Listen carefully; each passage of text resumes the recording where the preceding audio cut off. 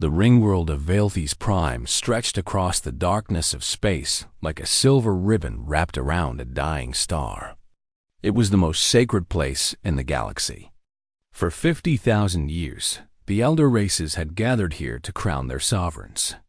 Today, they would do so again. Ships arrived from every corner of known space.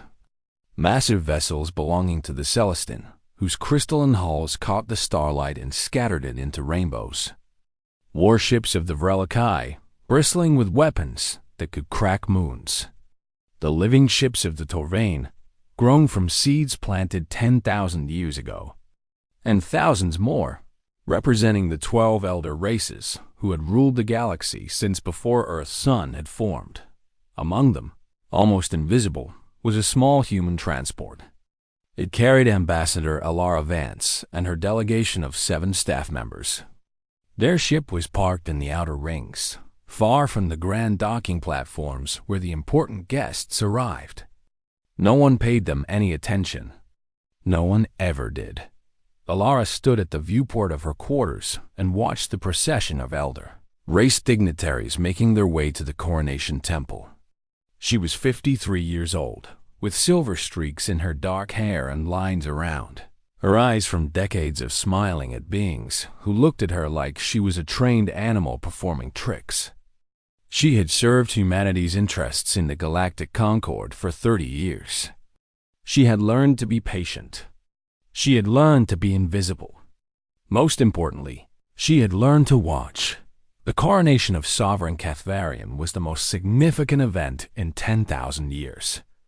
The Celestin had not held the throne in that long, and their return to power would reshape galactic politics for millennia to come. Every species with any influence was here to witness it, to pay respect, and to secure their position in the new order. Humanity had been admitted to the Galactic Concord barely 2 centuries ago. In the eyes of the elder races, this made them infants. Their representatives were tolerated at events like this, given minor seats at the back of the hall, and occasionally asked simple questions to make them feel included. It was a kindness, really. The elder races prided themselves on being kind to lesser beings. Alara put on her formal robes and made her way to the coronation temple with her staff. The building was ancient beyond human comprehension.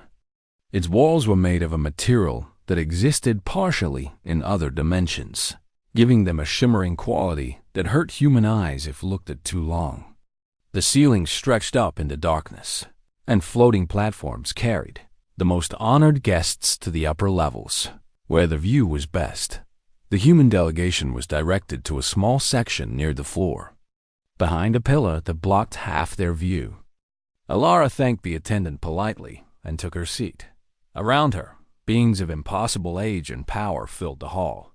The Vrelikai delegation alone contained 3 individuals who had personally witnessed the birth of human civilization from orbit, back when they were conducting surveys of primitive worlds. The Tuvain ambassador had been alive when Earth's dinosaurs still roamed. To them, humanity's entire history was a brief flash, barely worth remembering. The ceremony began with music that human ears could not fully hear. It operated on frequencies beyond their range, and the parts they could detect were hauntingly beautiful. Priests of the First Light, robed in fabrics woven from captured starlight, processed down the central aisle carrying artifacts so old that no one remembered who had made them. Then came Cathvarian. The Celestin were not like other beings. Their consciousness existed across 3 separate bodies, linked by quantum entanglement so perfect that they were one mind in 3 forms. Cathvarian's bodies were tall and slender, with skin like polished marble and eyes that held the light of distant suns. He moved with perfect synchronization, all 3 forms walking in step, turning in unison, breathing as one. The oracles of the First Light spoke the ancient words. They had been spoken at every coronation for 50,000 years, unchanged, unbroken. The crown of unified stars was brought forward, a circle of pure light that hovered above the central body's head, casting no shadow, weighing nothing. yet visible across dimensions that humans could not perceive. When it settled onto Kithvarian's brow, the assembled guests knelt. Every being in the hall, from the mightiest Vrelikai war leader to the smallest servant, pressed themselves to the ground in submission. Alara knelt with the rest. She kept her eyes down, like a proper subordinate. But behind those downcast eyes, her mind was working. She was counting. 14 guards at the main entrance, 8 at each side door. The sovereign's private chambers were accessible through a passage behind the altar. She had obtained that information 3 years ago from a Torvain servant who owed gambling debts to a human merchant. The security rotation changed every 6 hours. The surveillance systems had a blind spot in the eastern corridor between shifts. She had been gathering this information for 30 years, piece by piece. Never enough to raise suspicion. A question here, an observation there, a bribe so small it seemed like ordinary corruption. The coronation feast lasted for 3 days. Alara attended every function, smiled at every condescending remark, and accepted every backhanded compliment with grace. When a Vrelikai general told her that humans were charming in their simplicity, she thanked him for his kindness. When a Celestin philosopher explained that humans lacked the neural capacity for true abstract thought, she nodded and asked thoughtful questions. On the final night, she excused herself early, claiming exhaustion. No one questioned it. Humans were known to have limited stamina. In her quarters, she activated a communication device that officially did not exist. It connected to a ship hiding in the outer reaches of the system, running silent and visible to every scanner the elder races possessed. Admiral Chen Wei answered on the second pulse. His face appeared on the screen, grim and waiting. "It's worse than we thought," Alara said.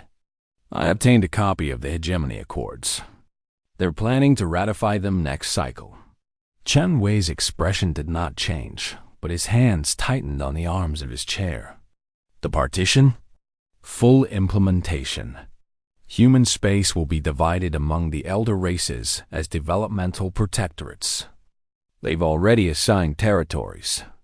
The Vrelikai get Earth and the core colonies. The Celestine get our research stations. The Torvain get our agricultural worlds. She paused. They're not even planning to tell us. They'll simply arrive one day and inform us that we belong to them now. The Admiral was silent for a long moment. In that silence, the weight of 2 centuries pressed down. 200 years of humanity trying to prove themselves. 200 years of being patted on the head and told to be patient. 200 years of watching the elder races divide the galaxy among themselves while humans begged for scraps. "Then we proceed with Prometheus," Chen Wei said. Alara nodded. "The coronation provided everything we needed. I have the layout, the schedules, the security gaps. And I have confirmation that the younger species are ready to move when we give the signal. How long? 3 months. Maybe 4. We need to be certain." Chen Wei's face hardened with something that the elder races would never understand. It was not anger. It was not hatred. It was the cold, patient determination of a species that had clawed its way up from the mud, survived ice ages and plagues and wars, and absolutely refused to bow. "Make it 3, he said. "Humanity has been patient long enough." Marcus Cole was crowned sovereign of the Galactic Concord in a ceremony that felt more like a funeral than a celebration. Half the elder races boycotted it entirely. Those who attended stood in rigid silence, their eyes burning with resentment. As the crown of unified stars settled onto a human head for the first time in 50,000 years of galactic history, Ambassador Ilara Vance stood at Marcus's right hand, her position now elevated to chief advisor. She had watched the elder delegates throughout the ceremony, noting who whispered to whom, who refused to bow, who was already planning their response to this catastrophe. "They're going to try to kill you," she murmured as the crown's light settled around Marcus's brow. "I know," Marcus replied, his voice equally quiet. "Let them try." The first assassination attempt came 3 weeks later. A Relici warrior, supposedly assigned to Marcus's personal guard, attacked during a morning briefing. The warrior was faster than any human could match, his blades extending from his forearms in a blur of motion. Marcus was not where he was supposed to be. He had changed his routine without telling anyone, a habit he had developed in the mining pits where foremen often tried to disappear troublesome workers. The warrior's blades struck empty air, and before he could recover, Marcus had triggered a hidden device that filled the room with a gas specifically engineered to affect Relici neurology. The attacker collapsed. He was not killed. Marcus ordered him kept alive and questioned. The interrogation revealed connections to a network of elder race nobles who had already begun planning the restoration of the old order. Marcus used this information carefully. He did not arrest the conspirators. Instead, he promoted them. He gave them positions of importance, responsibilities that seemed like honors, but were actually traps. He surrounded them with staff loyal to him, cut them off from their support networks, and watched them fail publicly. Within a year, the first wave of conspirators had destroyed their own reputations without Marcus lifting a finger. But his true work was happening elsewhere. The Concord's economic systems had been designed by the elder races to benefit the elder races. Trade routes, manufacturing licenses, access to FTL technology, all of it was controlled by ancient agreements. That gave the 12 elder species permanent advantages. Younger species and newer members like humanity were dependent on elder goodwill for everything. Marcus began breaking these systems apart. He did not do it through dramatic announcements or direct confrontation. He did it through small changes, administrative adjustments, reinterpretations of existing regulations. A shipping license here, a technology transfer agreement there, permission for the Vreth to build their own FTL engines instead of buying them from the Torvain, authorization for human engineers to train Palori workers in advanced manufacturing. The elder races protested each change, but each change was so small that protesting seemed petty. And by the time they realized the pattern, it was too late. Human doctors were serving in hospitals across the galaxy. Human engineers were maintaining critical infrastructure. Human diplomats were mediating disputes between species that had refused to speak to each other for millennia. Humanity had made itself essential in 1,000 small ways, and removing them would cause more damage than the elder races were willing to accept. 5 years into his reign, Marcus established the courts of equal standing tribunals, where younger species could bring grievances against elder races and receive fair hearings. For the first time in galactic history, a Vreth merchant could sue a Celestine noble and have a chance of winning. 7 years into his reign, he reformed the Concord Assembly, granting full voting rights to species that had previously been observers only. The younger species now had voices. Quiet voices, but growing louder. The elder races watched all of this with mounting horror. They had expected Marcus to overreach, to make mistakes, to reveal humanity's fundamental inadequacy. Instead, he governed with a patience and cunning they had not believed possible in such a short-lived species. And then, the 8th assassination attempt changed everything. It was not a single attack. It was a coordinated operation by a coalition calling itself the Restoration, an alliance of elder race factions who had decided that the slow death of their power was worse than the chaos of civil war. They struck simultaneously at 3 targets. The first was Marcus himself in his chambers on Velthi's Prime.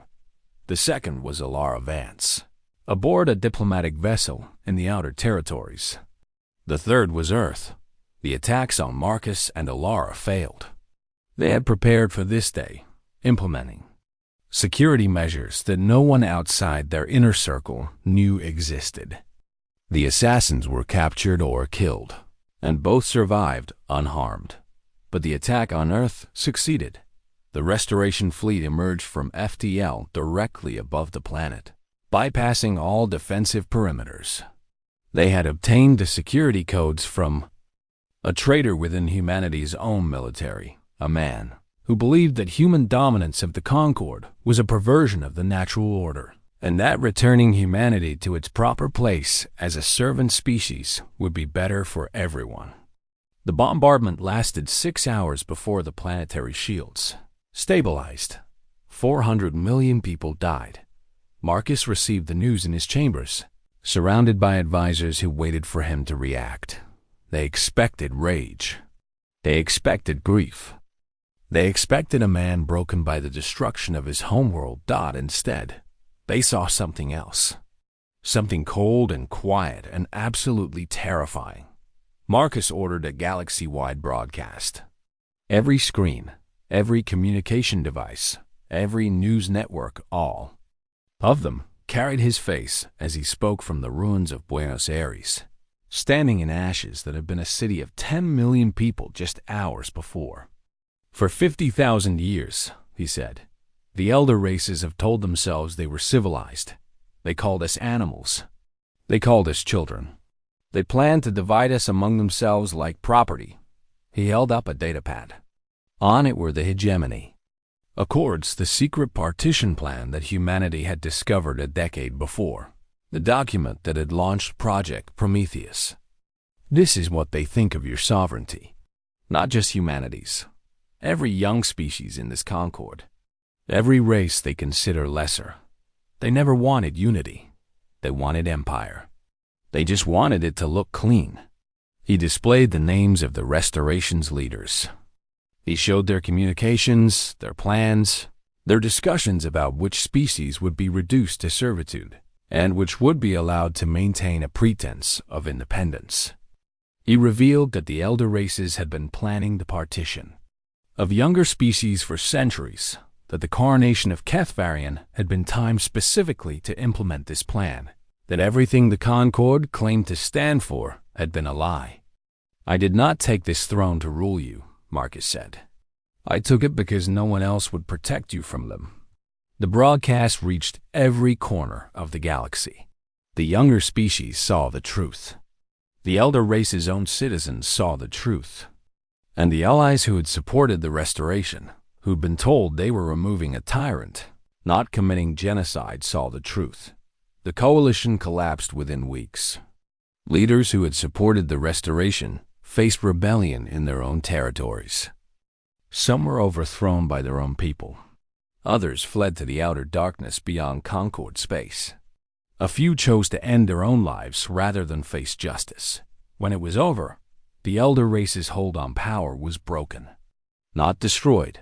They were still ancient and wealthy and influential. But broken. They could no longer pretend to be united.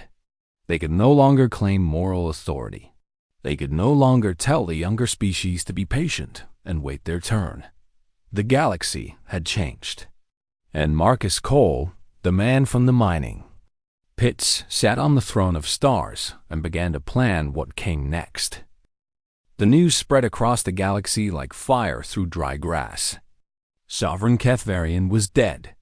All three of his bodies had been found in his private chambers, lifeless. Their quantum link severed in a way that should not have been possible. The Celestin did not die like other beings. Their consciousness was distributed across three forms, so that if one body failed, the others could sustain the mind until repairs were made.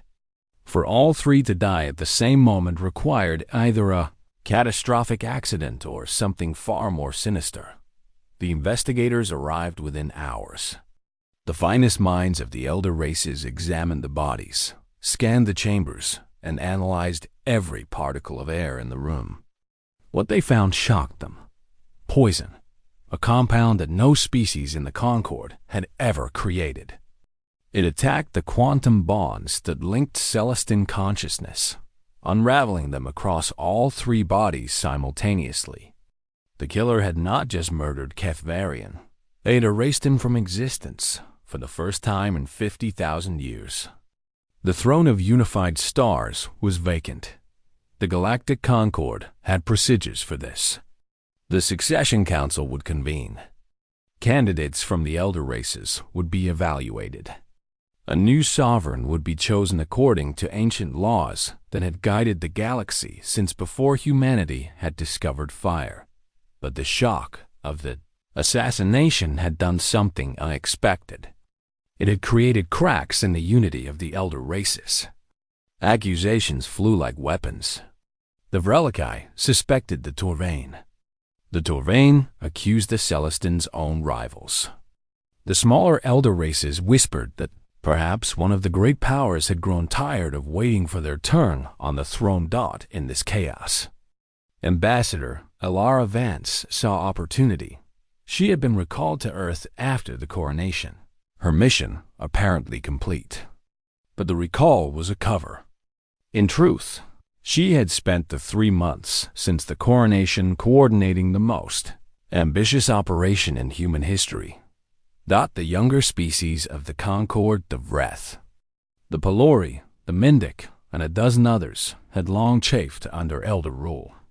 They were not children like humanity, but neither were they old enough to sit at the high table. For millennia, they had accepted their place. They had been told that eventually, they too would be welcomed as equals.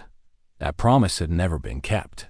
Humanity had spent 2 centuries building relationships with these species, not through grand gestures or public alliances, but through small kindnesses. Human doctors serving in Vreth hospitals. Human engineers helping Pelori merchants repair their ships. Human teachers sharing knowledge with Mindic students who were considered too young for advanced learning. When Alara reached out to these species with a proposal, she found willing ears.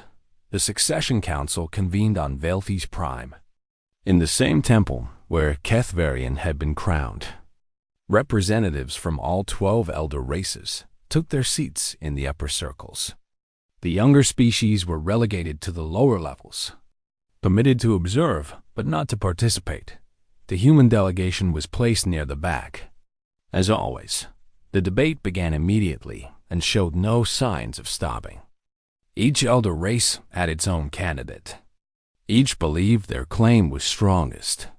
The Vrelikai pointed to their military power, without which the Concord would be defenseless.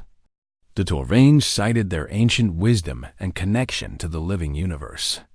The Celestine argued that the throne should remain with their kind until a proper investigation determined who had murdered their sovereign. Days passed. Then weeks. The elder races could not agree on anything except that the throne must go to one of them. It was on the 19th day that Ambassador Alara Vance stood up. The hall fell silent. Not out of respect, but out of confusion. Humans did not speak at succession councils. Humans barely spoke at regular councils. What could this short-lived creature possibly have to say? I invoke the right of challenge, Alara announced. Her voice was clear and calm. Laughter rippled through the upper circles. The right of challenge was an ancient provision, so old that most had forgotten it existed. It allowed any species to put forward a candidate for the throne if they could prove superior merit.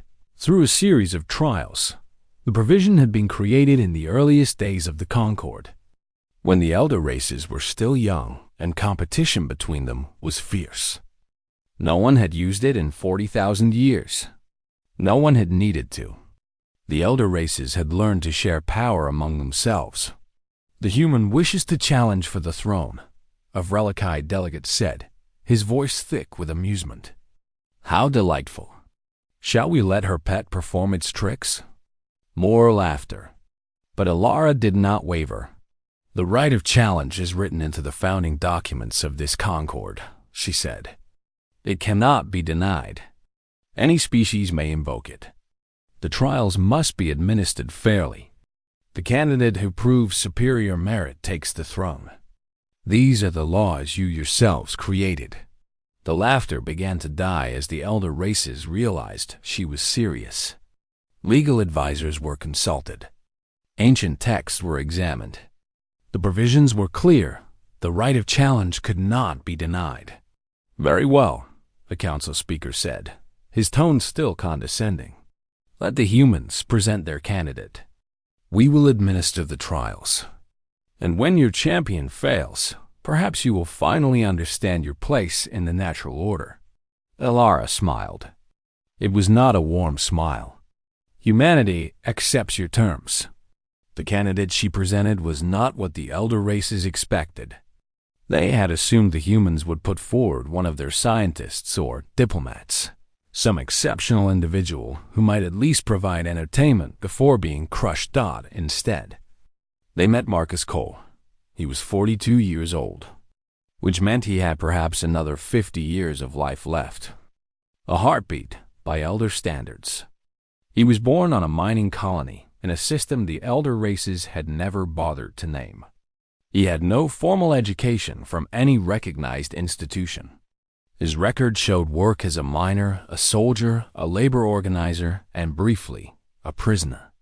This is your champion? A Celestin delegate asked, making no effort to hide her contempt.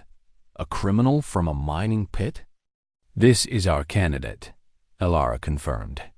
He meets all requirements specified in the founding documents. His species is a member of the Concord. He's of sound mind and body. He has committed no crimes against the Concord itself. What? She did not say what no one outside a small circle knew was that Marcus Cole had been identified at birth as a potential candidate for Project Prometheus. He had been monitored, tested, and trained in secret for his entire life. Every challenge he had faced, from the mines to the military to the prison, had been preparation. Every skill he had developed was one he would need. Humanity had been planning this for 200 years. Marcus Cole was their weapon. The trials would begin in 1 month. The elder races began preparing their own candidates, beings who had spent centuries studying governance, warfare, and diplomacy. Beings whose minds could process information faster than any computer. Beings who had led armies and built empires. They looked at Marcus Cole and saw a primitive creature who would be crushed in the first trial. They did not understand what they were looking at. They did not understand that humanity had watched them for 2 centuries, studied their weaknesses, and identified every crack in their ancient armor. And they did not understand that the younger species of the Concord, the Vreth, the Palori, the Mindic, and all the others who had been dismissed and ignored, were watching too, waiting, ready to act when the moment came. The game had begun, and humanity was playing by rules the elder races had never imagined. The arena of proven worth had not been used in 40,000 years. It sat at the heart of Vele's Prime, a massive structure built by the first generation of the Concord. Its walls were covered in the names of every sovereign who had ever ruled, carved in script so old that some had been forgotten entirely. Marcus Cole stood at the entrance and looked up at those names. Thousands of them. Kings and queens and beings that defied human categories. Each one had been tested here. Each one had proven themselves worthy. Now it was his turn. The first trial was intellect. The elders had prepared the paradox of endless recursion, a logical puzzle that their philosophers had debated for 8,000 years without resolution. Candidates were given 3 days to solve it. Previous winners had produced elegant proofs that expanded understanding of the problem. Even if they could not fully resolve it, Marcus was led to a chamber where the paradox was displayed in mathematical notation that hurt his eyes to look at. The symbols shifted and changed, representing concepts that human mathematics had no words for. Around him, the other candidates, Celestine mathematician, a Vrelikai strategist, a Toravane philosopher, began working immediately, their minds racing through calculations that would take human computers years to process. Marcus sat down and looked at the problem. He looked at it for 3 hours without moving. The observers began to whisper. The human was frozen. He could not even understand the basic notation.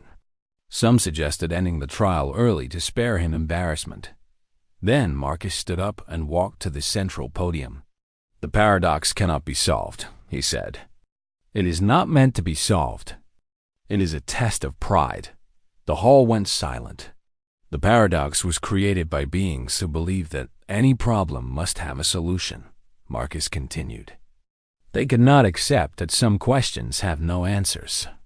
For 8,000 years, your philosophers have searched for a resolution because admitting there is none would mean admitting the limits of their own understanding." He touched the display, and the symbols rearranged themselves into a new pattern. Here and here. The recursive loop is self-referential by design. It feeds on itself. Any attempt to solve it creates a new version of the same problem. The only way to break the cycle is to recognize that the cycle is the answer. The Celestine mathematician stared at the display. Her face went pale. "He's right," she whispered. "The paradox isn't a puzzle. It's a trap.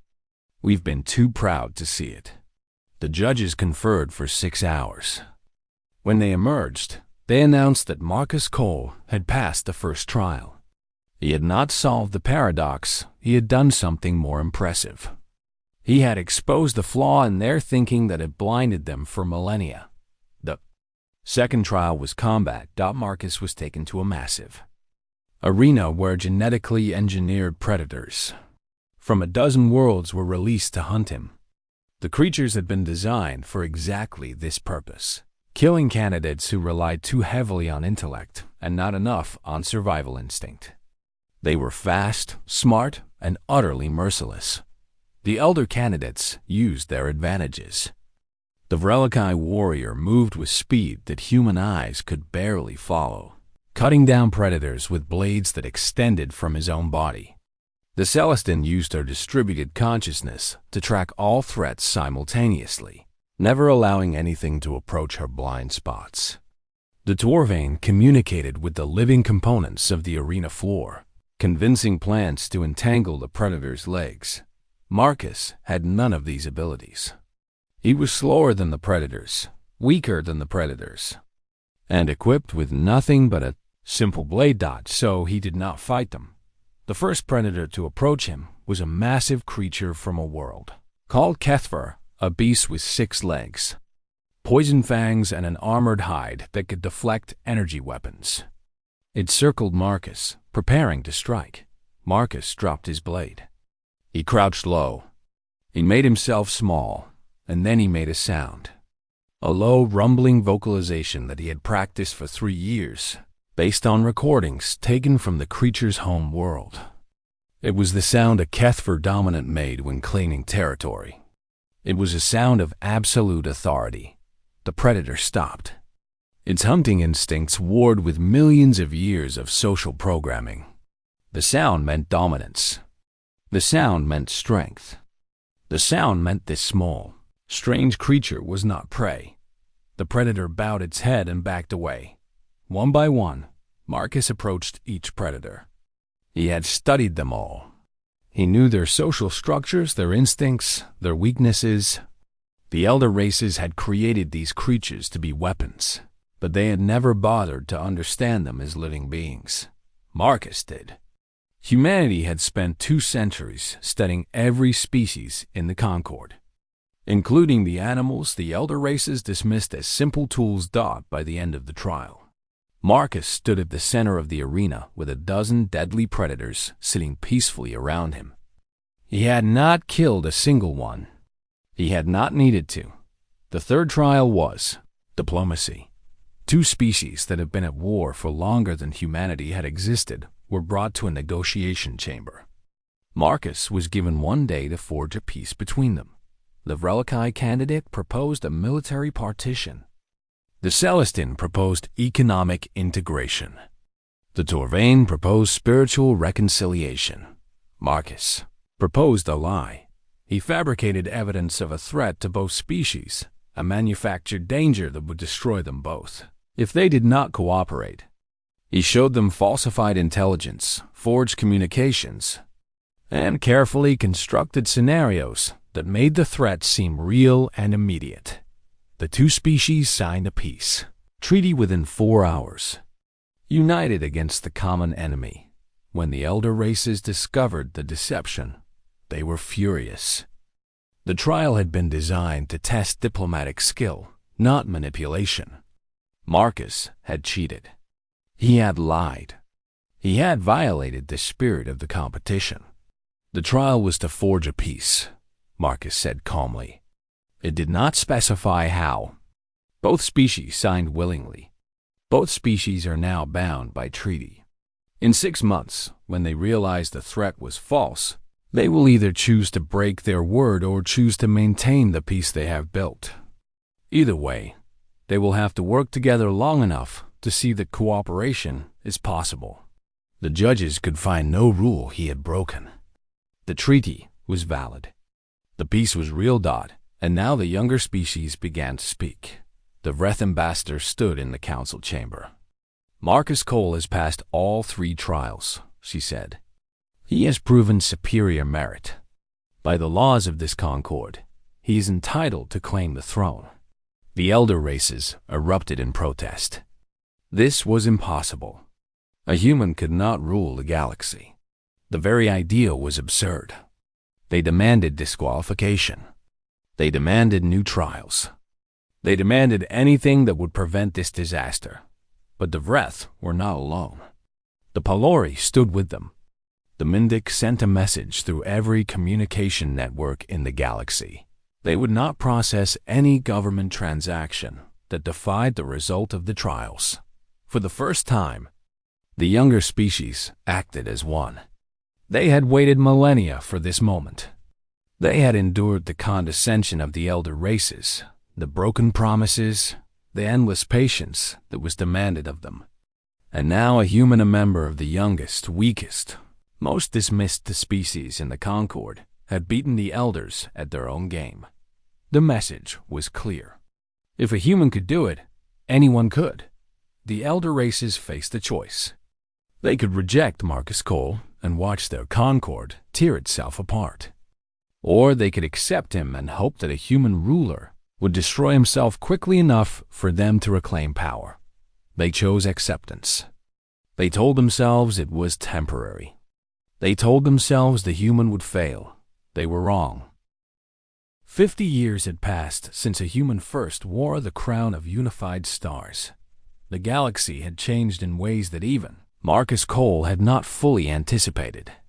The economic reforms he had begun had grown into a complete restructuring of galactic commerce. The courts of equal standing had evolved into a comprehensive justice system that even elder races now use to resolve disputes. The assembly had expanded 3 times to accommodate new member species who had previously been denied entry, and Marcus Cole was dying. He was 92 years old.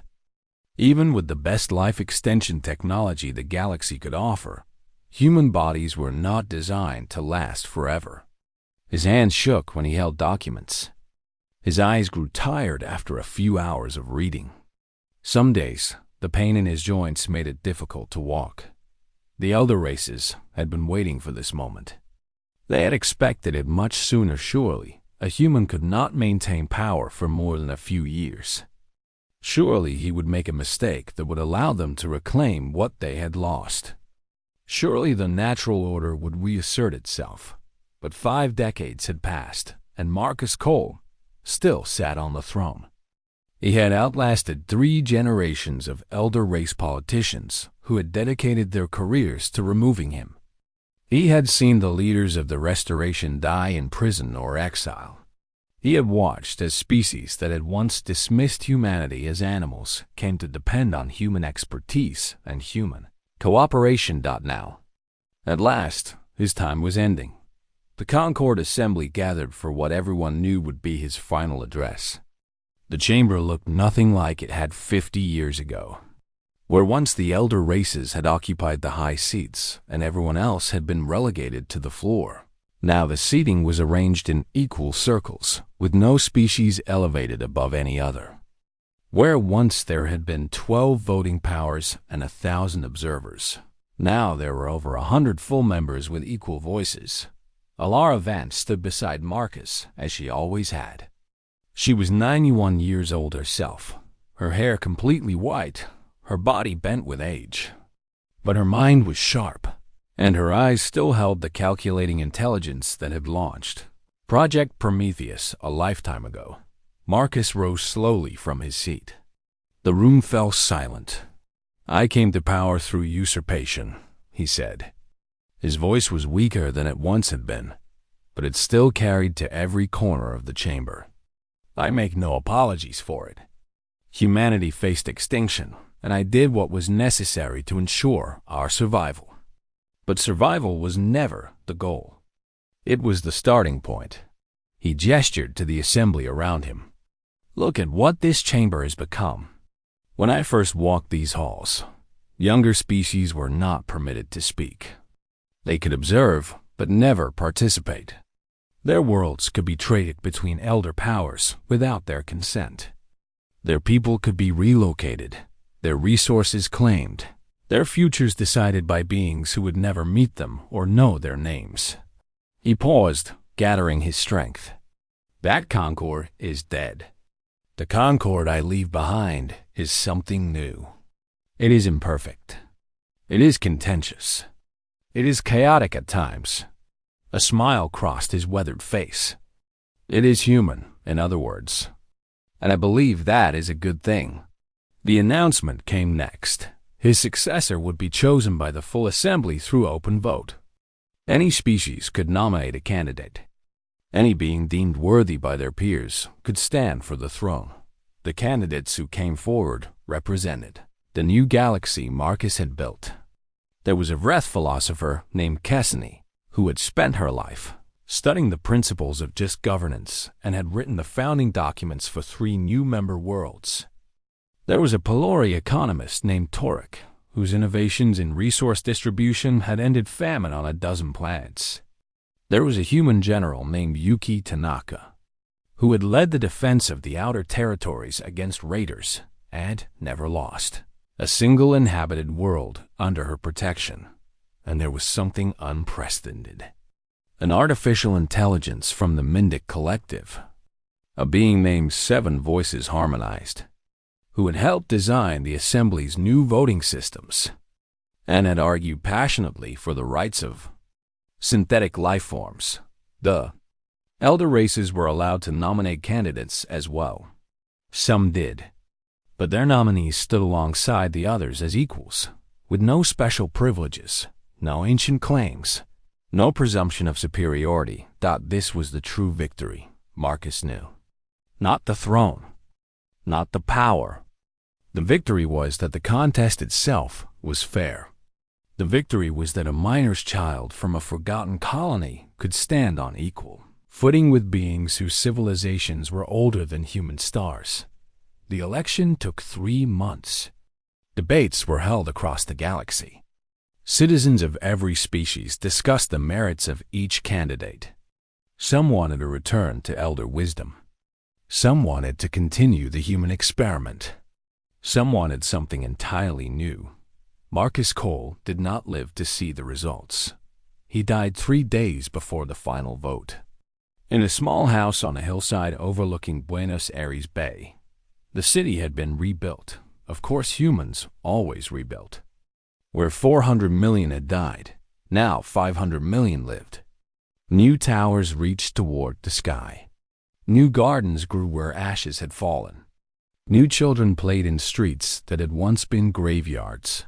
Marcus had asked to be buried there among his people. Not on Vaelthes Prime with the other sovereigns. Not in some grand tomb that future generations would visit. Just a simple grave on a hillside with a view of the bay and the city he had helped destroy and helped rebuild. His final words were recorded by the attendants, who had cared for him in his last days. They were not grand words. They were not meant for history. "They thought we were too young," he said, his voice barely a whisper. "Too brief. Too small. They forgot that fire doesn't need to burn forever. It just needs to burn hot enough to forge something new." The election results came 2 days after his funeral. The new sovereign was Cassini, the Vreth philosopher, chosen by a coalition of younger species and reform-minded elder races. She was the first non-human, non-elder sovereign in the Concord's history, the second impossible thing, after Marcus himself. But the Concord did not rest on a single leader anymore. It rested on the systems Marcus had built, the courts and assemblies and agreements that gave every species a voice. It rested on the knowledge that power could change hands peacefully, that no throne was permanent, that the stars belonged to everyone who reached for them. In the decades that followed, the story of Marcus Cole became something more than history. It became a legend. Parents told their children about the human who stole an empire. Teachers taught their students about the prisoner who became a king. Philosophers debated whether his methods had been just, whether his deceptions had been necessary, whether the ends had justified the means. But the youngest species of the galaxy, the ones who had been dismissed and ignored, and told to wait their turn forever, they remembered something. Simpler. They remembered that, when no one else would fight for them, a human had. They remembered that when the powerful had tried to keep them in their place, humanity had torn down the barriers. They remembered that for 50 years, one of the weakest, shortest-lived species in the Concord had ruled the galaxy and had used that power not to dominate, but to share. The stars were never theirs to keep. Marcus had written in his private journals. They belonged to whoever reached high enough to claim them. Those words were carved into the base of his simple grave marker on the Buenos Aires hillside. They were translated into 1,000 languages and spread across 1,000 worlds.